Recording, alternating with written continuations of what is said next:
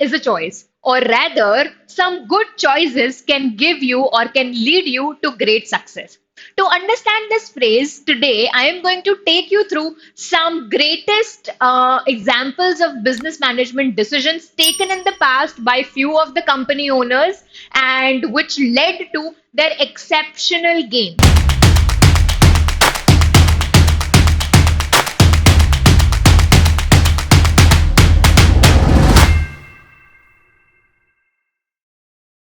Welcome everybody. I am Akanksha from Supergrads channel, and today I am going to take you, as I already said, we are going to talk about some five very interesting case studies जो किसी भी management pursue करने वाले बच्चे को या फिर who are targeting to pursue their management or want to get inside a management career, उनके लिए ये समझना बहुत जरूरी है.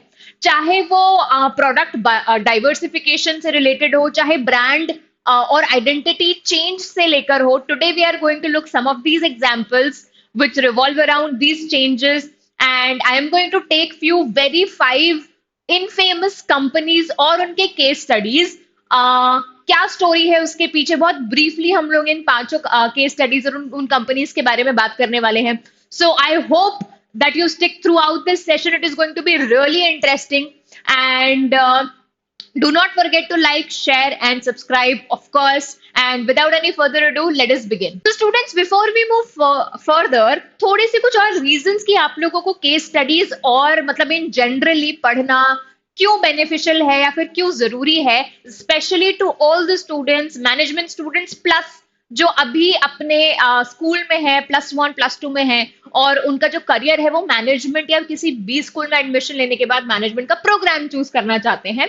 तो सबसे पहली चीज तो ये है कि आप कोई सा भी मैनेजमेंट का प्रोग्राम परस्यू करते हो, चाहे वो बीबीए हो, चाहे वो बीएमएस हो, चाहे वो कोई पीजी का प्रोग्राम क्यों ना हो, विच लेट्स से एमबीए, इन सब में case study is one of the very important task of your curriculum, course curriculum जो आपको जरूरी होता है. इससे आपकी एनालिटिकल स्किल इंक्रीज होती है.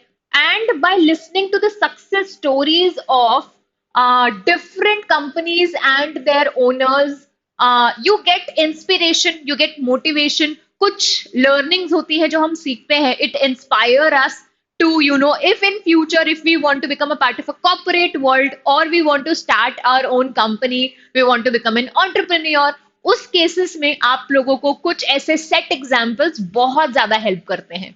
So these are the reasons that you all must, you know, read few of the very renowned case studies, जो eventually आपके curriculum का part भी बनता ही है when you further pursue into management. So let's move on with our very first case study. अच्छा, तो ये कुछ ब्रांड्स है जिसके बारे में हम लोग आज बात करने वाले हैं, मतलब इनकी केस स्टडीज के बारे में हम लोग बात करने वाले हैं. So we'll be talking about USA Today. We'll be talking about Apple. We'll talk about Southwest Airlines. We'll talk about the Coca-Cola Company, and we'll talk about Nokia. तो सबसे पहले हम लोग शुरू करते हैं USA Today से. Now students, let's quickly look into USA Today का case study. USA Today's strategic overhaul. So USA Today was a very infamous news middle market newspaper and a news broadcasting company which was established in 1982. और अपने जमाने का बहुत ही ज्यादा चलन वाला ये न्यूज़पेपर था. एंड इसका रीजन जो था, because it got a lot of hike और a lot of attraction was because it had few attractions in it. बहुत ही प्रिसाइज न्यूज ये लोग छापते थे, कलरफुल इमेजेस यूज करते थे, ग्राफिक्स यूज करते थे, डेटा यूज करते थे, फैक्चुअल मसाला वसाला यूज नहीं करते थे. They use to stay away from the glam.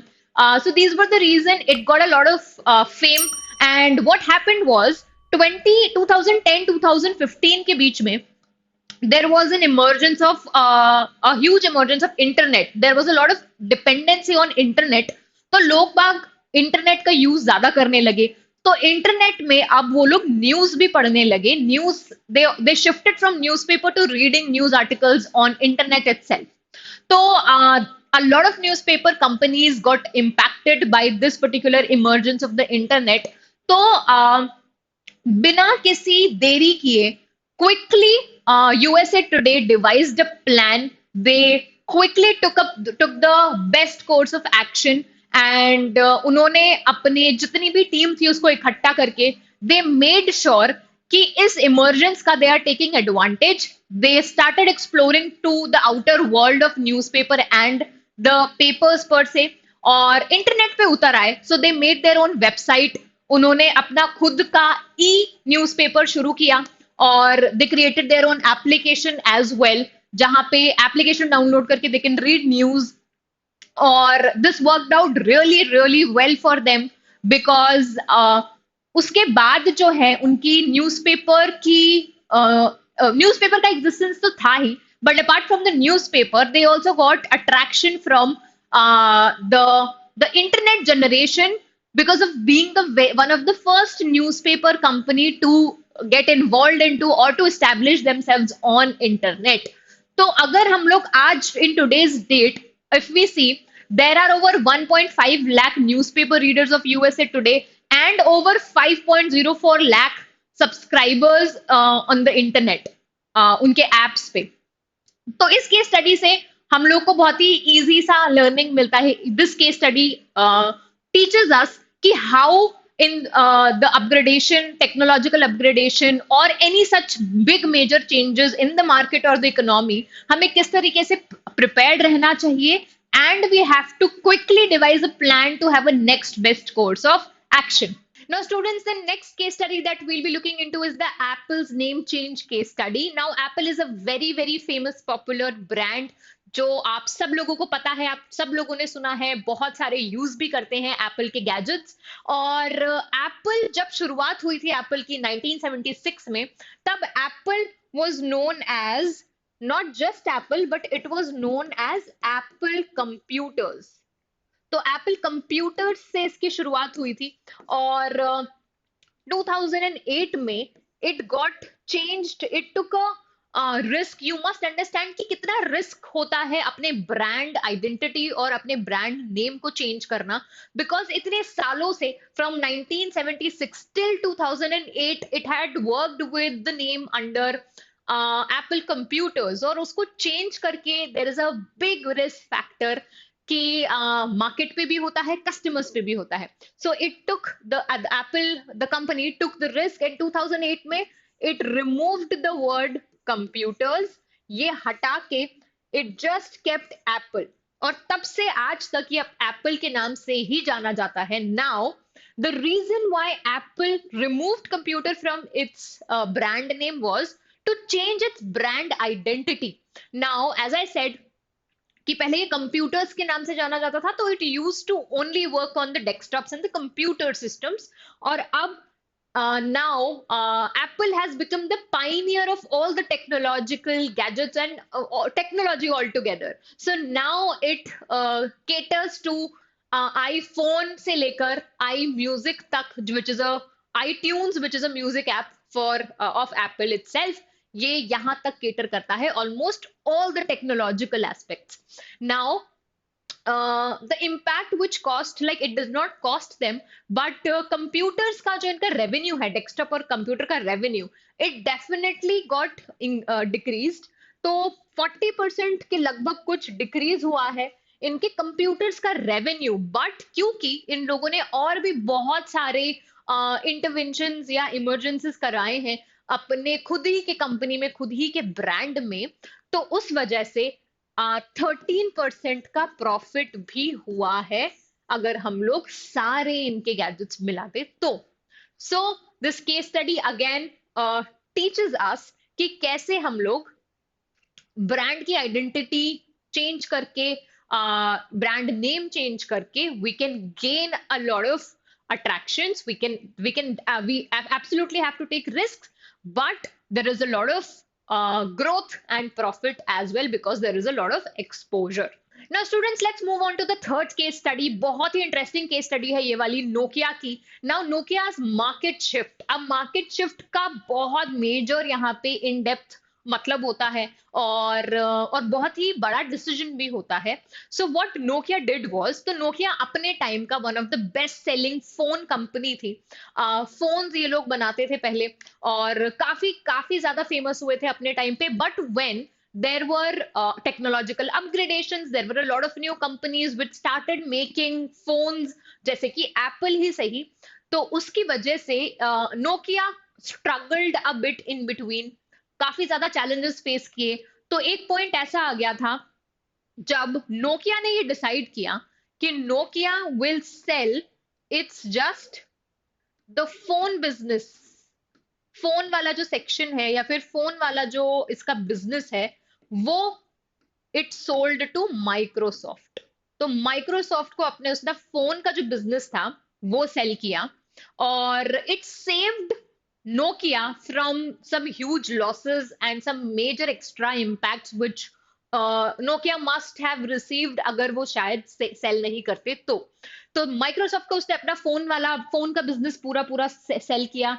It sold its this division of the company to Microsoft, and recently what happened was in 2019 itself Microsoft ने ये वाला जो फोन डिवीजन था, जो फोन का बिजनेस था, जो इसने नोकिया से खरीदा था, it sold to one of the very good companies of Japan, Foxconn करके एक कंपनी है, टेक्नोलॉजी कंपनी। इसने 2019 में इसको ये वाला डिवीजन बेच दिया, और in return Foxconn reached out to Nokia again, और उन्होंने उनसे ये रिक्वेस्ट की कि हम लोग अपना फ्यूचर फोन्स जो है वो मैन्युफैक्चर करेंगे, बनाएंगे, but we will be needing the name Nokia. तो हमें आपके नाम की लाइसेंसिंग चाहिए। इन रिटर्न द जो भी लाइसेंसिंग की वजह से जो रेवेन्यू जनरेट होगा वो नोकिया के पास, कंपनी के पास जाएगा। So this is what happened. This was a very interesting story which you just learned. Market shift मतलब इसने अपने आप को लॉस से भी बचाया, इसने अपना एक बहुत ही क्रिटिकल डिवीजन सेल किया, और in return in 2019 the licensing of that name again got back to Nokia itself. Now students, the next company, the very infamous popular और आज के टाइम की हमारे जो सॉफ्ट ड्रिंक्स होती है उसको रूल करने वाली कंपनी की केस स्टडी है, which is Coca-Cola's डाइवर्सिफिकेशन वाला केस स्टडी। नाउ 1980s में cocoa which was a very which was ruling then also in the soft drink वाला industry, 1980s में to compete with its the big time competitors, आज के time पे भी जो इसका competitor है Pepsi, it reformulated itself, it chose to reevaluate itself by the name of, it chose to change the name, और इसने अपना नाम रखना चाहा न्यू कोक करके, and this particular name failed very miserably, it did not turn out well, it did not give them what they were expecting. तो तुरंत ही quickly they took a decision to re release themselves, और उन्होंने बिना किसी देरी किए, delay किए, they came up with the new name, with the name of Coca Cola original. So this was the name they kept after cancelling this particular name, and this name gave them a lot of fame.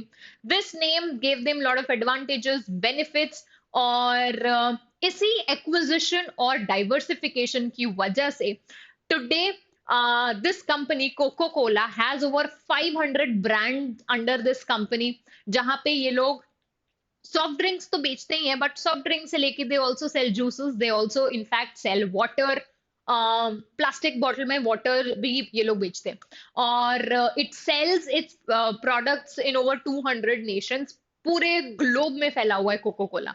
So this was the case study of the diversification that we just saw.